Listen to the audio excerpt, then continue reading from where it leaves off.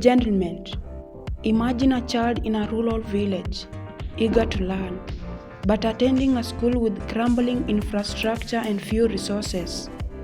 Meanwhile, another child in an urban area enjoys modern facilities and access to technology.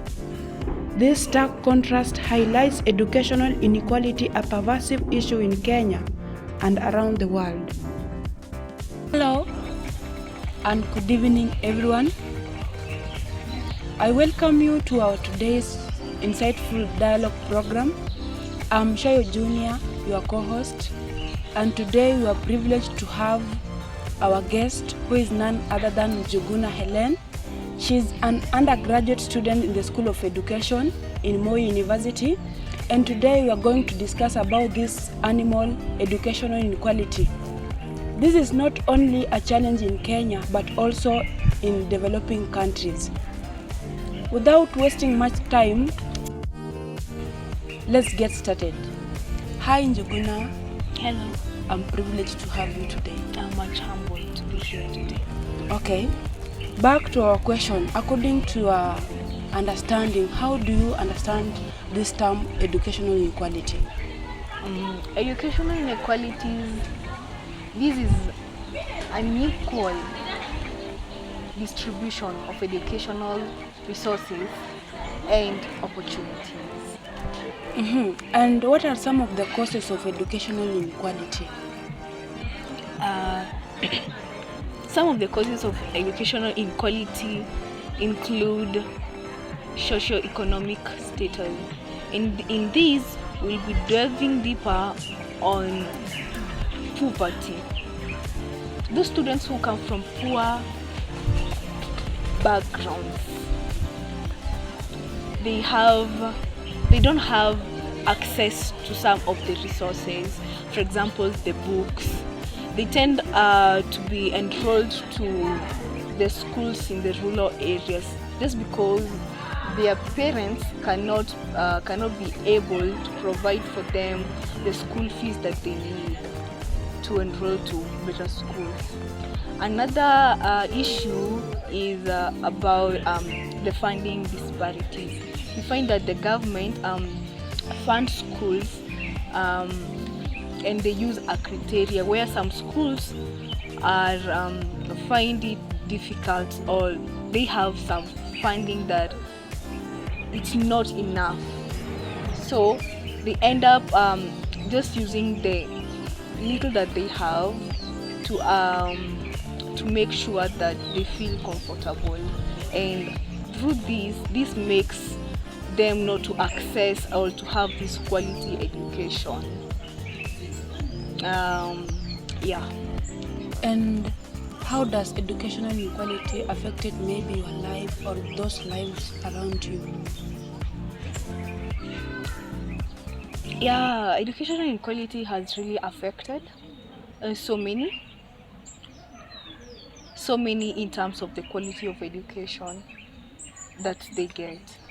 The quality, the education that one gets where the schools that they were in, they never had enough resources, they never had better infrastructure, they never had access to good libraries, and there were no even equipment in the laboratories, cannot be compared to someone who was in a well-funded school, an international school.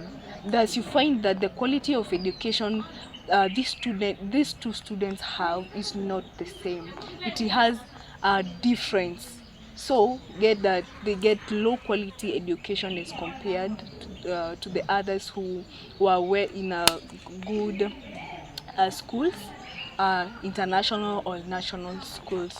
The other point is about we have the perpetuating of the cycle of poverty.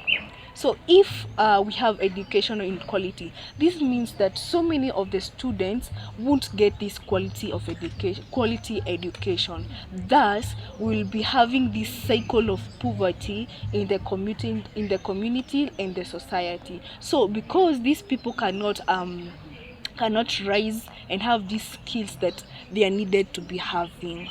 So I feel as if for us to conquer this animal called poverty, we need also to have educational that is quality to each and every student globally and even nationwide. And what are some of the changes that you believe that are necessary to improve educational inequality? Okay, as much as we cannot hit to the nail this issue of education inequality, we can think of some of the changes that can be made. For example, when the community comes together, let me say the community engagement, where the community itself comes together, because a school is an open system where the community can be in the school or the school can be brought to the community. So the community itself can have some of the strategies on how to improve some infrastructure into school. For example, the classroom. Maybe they want to have they don't have enough desks or lockers.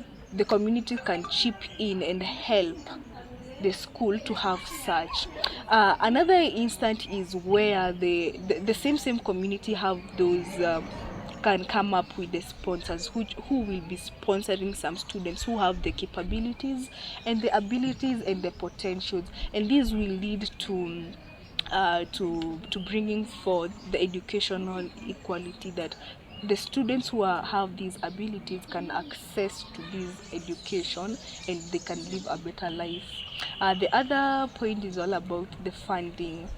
The government itself can chip in and improve the funding. They cannot really fully fund the schools, but they can improve the funding, the quota or the amount that they give to a certain school. They can improve it so that this school can come up with a strategy on how they can improve this infrastructure. So in some schools that they need these infrastructures themselves, for example, the libraries, the books, so the government itself can come up with this policy on how they can give books or donate books to such schools, and this will lead to students having this quality education, because they can access these books that they are not outdated, and this will really help to curb these animals that we call educational inequality. Millions of students face barriers to quality education based on their economic status, locations, or background. Addressing this inequality is crucial not only for individual future, but for the development of our society as a whole. Let's explore how these disparities affect our youth and what can be done to create a more equitable educational landscape.